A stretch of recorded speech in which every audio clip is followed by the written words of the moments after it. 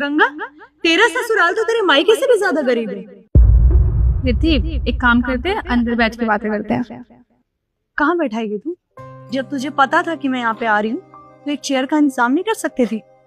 Anyways, मैं यहाँ पे अपनी शादी का कार्ड देने आई हूँ, जरूर आना। कॉन्ग्रेचुलेशंस, फाइनली तेरी शादी हो रही है। मैं जरूर आऊंगी। आप दोनों दोस्त बात कीजिए, मैं पानी लेकर आती हूँ। ऐसे गंगा, तू पैदाइशी गरीब है और ससुराल तो ढंग का सिलेक्ट कर सकती थी ना तू। क्या खराबी है? और वैसे भी तो ये सब बातें क्यों कर रही है?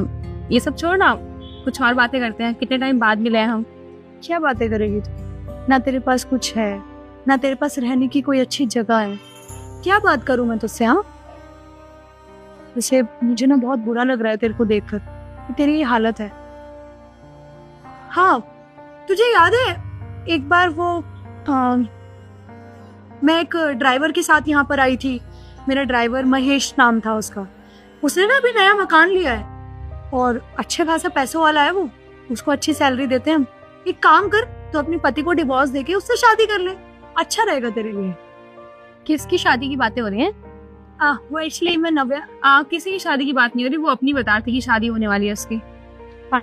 नहीं, मैं टैप वाटर नहीं पीती, थैंक यू। कहाँ थे गंगा? हाँ, मैं बता रही थी ना कि मेरा एक ड्राइवर है। वैसे एक बात बता कि तू अभी भी वहीं पे रहती है कि कहीं और शिफ्ट हो गई है? और तुम्हारी शादी किससे हो रही है?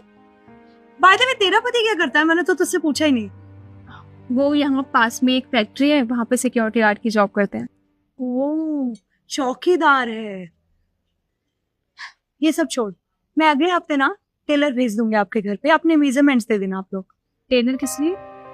अरे मेरी शादी 5 स्टार होटल में है, ऐसे फटीचर बन के नहीं आना है। और वैसे भी तू जानती है ना मेरे पापा कितने रेपुटेटेड पर्सन है, ऊंचे लोगों के साथ उठना बैठना है उनका।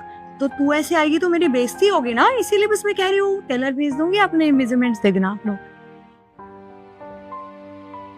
अरे आप आ गए? इससे मिलिए, ये मेरी क्लास की दोस्त है रिद्धि, अपनी शादी का कार्ड देने आई थी। और रिद्धि, ये मेरे पता है, एक चौकीदार है। वैसे गंगा, तुमने अपने दोस्त पे यहाँ बाहर क्यों खड़ा कर रखा है? इन्हें अंदर ले चलो, कुछ खिलाओ पिलाओ इनको। नो थैंक यू, मुझे कुछ नहीं खाना। वैसे भी मेरे इतने बुरे दिन नहीं आया गंगा कि मैं चौकीदार के घर का खाना खाऊं। बस करो रिद्धि, तुमने बहुत बोल लिया और मैंने बहुत सुन लिया। तुम कहना क्या चाहती हो? एक बात बताओ, तुम यहाँ पे अपनी शादी का कार्ड देने आई हो या मुझे नीचा दिखाने आई हो? तुम्हारा कोई हक नहीं बनता है कि तुम मेरे पति या मेरी दीदी की बेइज्जती करो।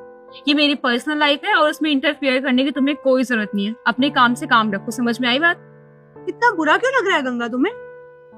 मैंने तो कुछ भी ऐसा एक्स्ट्रा नहीं बोला कि तुम इतनी हाइपर हो रही हो। अरे तुम्हारा पति चौकीदार है तो उसको चौकीदार ही बोला जाएगा ना। हाँ ऑब्वियसली, इसमें गलत भी क्या है? अब वो चौकीदारी करते हैं तो उन्हें तुम बोल सकती हो। कम से कम वो खुद कमा के खाते हैं, तुम्हारी तरह अपने घर पे बैठ के हराम की कमाई नहीं खाते हैं।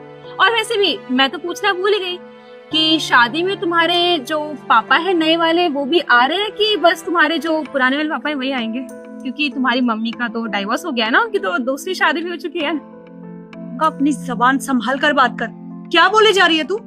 अच्छा, मैंने तुम्हारी फैमिली के बारे में बोला तो तुम्हें बुरा लग गया, और तुम मेरी फैमिली के बारे में कुछ भी बोलो मैं सुनती रहूं? कोई बात नहीं नव्या, वो तुम्हारी दोस्त है और दोस्त से इस तरीके से बात नहीं करते। दीदी, मुझे पता है कि वो मेरी दोस्त है, पर उसे कोई हक नहीं बनता है आपकी या मेरे ससुराल की बेइज्जती करने का। और वैसे भी मुझे एक बात बताओ, तुम में पहले में और अब में फर्क ही क्या है? तुम पहले भी अपनी सो कॉल्ड ईगो को लेके घूमती थी और आज भी तुम यही कर रही हो। तुम्हें सिर्फ अपनी अमीरी का शो ऑफ करना आता है, वो भी उस अमीरी का जो तुमने अपने खुद के पैसों से अर्न की ही नहीं है।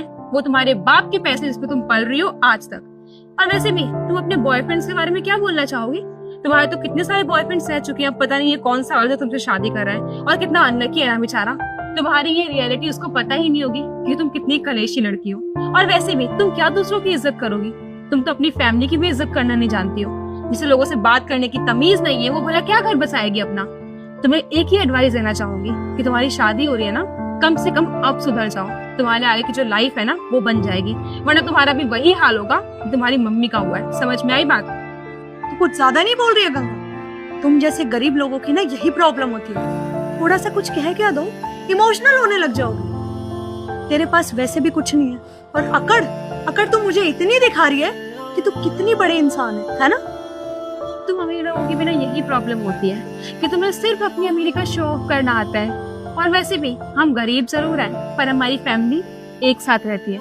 इवन हम शाम को खाना भी एक साथ ही खाते हैं, पर हमारे पास बात करने के लिए लोग हैं। भले हमारा घर बहुत छोटा है, पर यहाँ पे हम बहुत खुशी खुशी रहते हैं। और तुम्हारा क्या? हाँ, तुम अपने महल जैसे घर में भी बेचारी अकेली रह जाती हो। तुम्हारे पास कोई भी नहीं जिससे तुम बात कर सको। ऐसा कुछ भी नहीं है, आई समझ। मैं बिल्कुल ठीक हूँ और अपनी लाइफ में बहुत खुश हूँ, तो तुम्हें ज्ञान देने की कोई जरूरत नहीं है।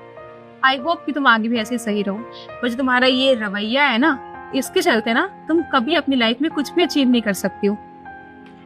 और सबसे बड़ी बात, ये पकड़ो अपना कार्ड, हमें कोई इंटरेस्ट नहीं है तुम जैसे घटिया और गिरे हुए लोगों की शादी में आने का। तू ना जिंदगी भर यही सड़ेगी। Thank you so much.